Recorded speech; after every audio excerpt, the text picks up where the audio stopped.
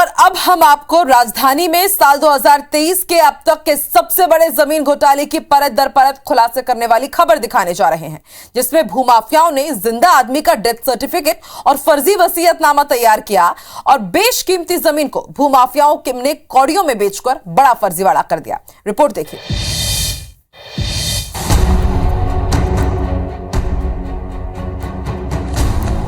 आज हम आपको एक ऐसे जमीन फर्जीवाड़े की खबर दिखाने जा रहे हैं जहां पे एक कारोबारी को मृत बताकर उसका फर्जी सर्टिफिकेट बनाकर उसका फर्जी वसीयतनामा बनाकर जमीन जो है उसको बेच दी गई और पूरा फर्जीवाड़ा किया गया। ये पूरा फर्जीवाड़ा आपको कब पता लगा और कैसे आप ये फर्जीवाड़ा हुआ? 2022 अप्रैल माह में मैं जमीन का टैक्स भरने के लिए आया हुआ था। जब हमने वहाँ जाके टैक्स भरने की कोशिश की तो पता लगा ये ज़मीन हमारे नाम पर रही ही नहीं, ये कोई अकबर खान के नाम पर ट्रांसफ़र हो गई है। तो ये देख के मैं तो सन्न रह गया कि ये कैसे हो गया। वसीयतनामा बनाया गया। क्या आप उनको पहले से जानते थे?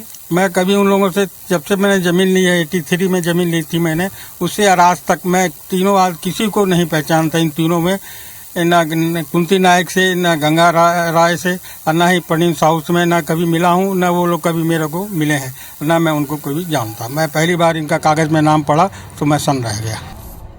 राजधानी रायपुर में इस तरह का ये कोई पहला मामला नहीं है। इससे पहले भी शातिर भूमाफिया ने कई बेशकीमती जमीनों के फर्जी दस्तावेज तैयार कर जमीनों को बेचकर फर्जीवाड़ा किया है, जिसके बाद उन जमीन मालिकों को आज भी दर दर भटकने को मजबूर होना पड़ रहा है। इस खुलासे से एक बात तो बिल्कुल साफ है कि राजधानी में भूमाफिया के हौसले कितने बुलंद हैं। भूमाफिया ने बड़े ही शातिराना अंदाज से इस फर्जीवाड़े को अंजाम दिया, जिसमें जेएमएफसी कोर्ट को गुमराह करके अपने नाम जमीन नामांतरण के आदेश पारित करवा लिए, जिसके बाद शातिर भूमाफिया ने उस आदेश के आधार पर रायपुर तहसील ऑफिस में बड़ी आसानी से जमीन का नामांतरण करवा लिया।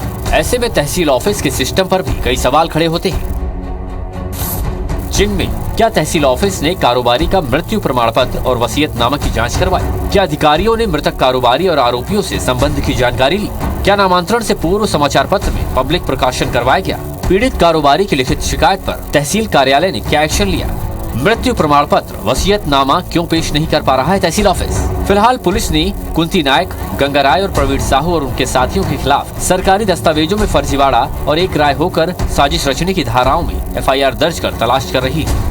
तो इन तीनों के द्वारा एक राय होकर षड्यंत्र पूर्वक सुभाष गोयल को, जो जीवित हैं, उनको मृत बता करके और उनका फर्जी वसीयतनामा तैयार करके न्यायालय में उसको प्रस्तुत किया गया और न्यायालय को गुमराह करके उसमें उनकी भूमि को अपने नाम से षड्यंत्र पूर्वक नामांतरित करवा करके और उसकी बिक्री करके अफरा तफरी की गई है। जानकारों की माने तो इस पूरे फर्जीवाड़े में लगे समय और तरीके को देखकर बिना किसी सरकारी मिलीभगत के ये काम संभव होना नहीं लगता। इस पूरे फर्जीवाड़े पर IBC 24 ने जब सवाल किए तो रायपुर कलेक्टर ने जांच के आदेश दे दिए हैं। तो हम लोग ये जो मामला सामने आया है इसमें जांच करेंगे और जांच करने के बाद अगर कोई इसमें कोई भी गड़बड़ी पाई जाती है तो उसमें कड़ी से कड़ी कार्रवाई होगी। और इस मामले में ऑलरेडी पुलिस द्वारा एफआईआर दर्ज कर लिए है, तो अगर कोई प्रशासकीय कार्रवाई करने की बात आती है तो उसमें भी कार्रवाई होगी। फिलहाल पुलिस इस मामले की जांच में कई बड़े भूमाफिया के नाम सामने आने की आशंका जता रही है और जल्द आरोपियों की गिरफ्तारी की बात कर रही है। कलेक्टर के आदेश के बाद ये जांच कितनी होती है और इसमें कौन कौन इसमें दोषी साबित होता है? कैमरामैन अजय गुर्जर के साथ तहसीन जैदी, IBC 24 रायपुर।